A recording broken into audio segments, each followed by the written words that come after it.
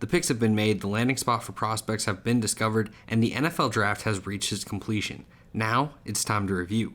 Today, we'll be talking about 5 teams, 3 who won the draft and 2 who lost it, and a little insight as to why. So if you're into judging draft classes way too early, then join us on this 2-minute drill.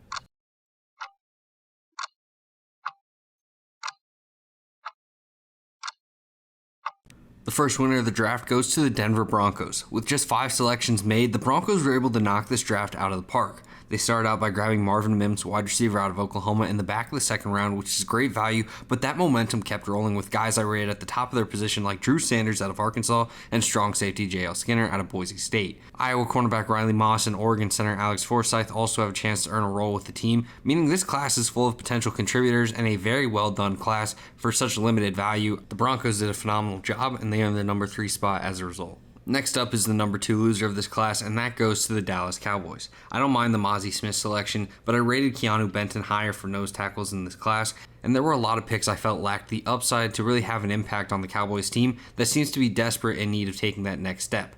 I like Overshown at the linebacker spot, but as a whole this class seems to lack impact, and with so little optimism for this group, it unfortunately lands them here on this list. Now, of course, these are just based on my own opinions of the class prior to these picks being made, so if you disagree, that's perfectly fine because these early evaluations of draft classes have been way off the mark plenty of times before. With that being said, the second winner from this draft for me is going to be the Pittsburgh Steelers. I love Georgia tackle Broderick Jones taking over at left tackle for the team, and then to manage to get Joey Porter Jr. from Penn State, nose tackle Keanu Benton from Wisconsin, and tight end Darnell Washington out of Georgia in the following selections was practically robbery from the rest of the NFL.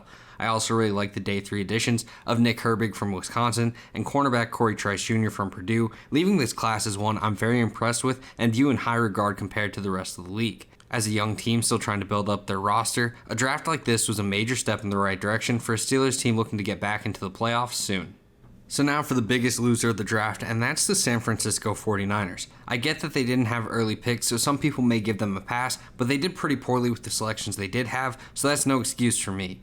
Overall, the selections they made with their limited capital didn't make much sense to me and lacked upside, and Jake Moody wasn't even my kicker 1 in this class, so spending a 3rd round pick on him was questionable for me.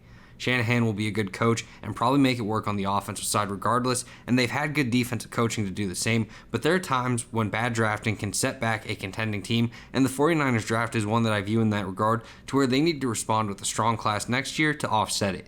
I like D. Winters' fit in this defense and think both tight ends could contribute as depth for this team well, but overall I fail to see the vision and think the 49ers missed out in this draft on too much talent and therefore are the draft's biggest losers in my book. And finally, to end on a positive note, we have the draft's biggest winner in my book, and that's the Indianapolis Colts. General Manager Chris Ballard was no doubt drafting for his job, and while that will pretty much depend on the development of Anthony Richardson, I trust he works out, and the rest of this class is filled with great picks throughout. Whether it's picks like Kansas State cornerback Julius Brents or North Carolina wide receiver Josh Downs on day 2 that are great fits for the team, or day 3 gems that they got in pieces like BYU offensive tackle Blake Freeland, Northwestern defensive lineman Adetomiwa Adebawore, South Carolina cornerback Darius Rush, Cal safety Daniel Scott, the list goes on and on. The Colts needed to hit well in this class in order to take a step in the right direction, and I think with the amount of upside selections they made, there will no doubt at least be 2 to 3 hits, if not the chance for more. There were some other names I haven't even mentioned that could pan out too, like Texas A&M cornerback Jalen Jones and Northern Michigan offensive tackle Jake Witt. Just overall, this was a phenomenal class and a great draft for the Indianapolis Colts, leaving them as my overall winner. Please like the video and subscribe to the channel. Comment down below, let us know who you think are the winners and losers of this draft, and that's the 2-minute drill.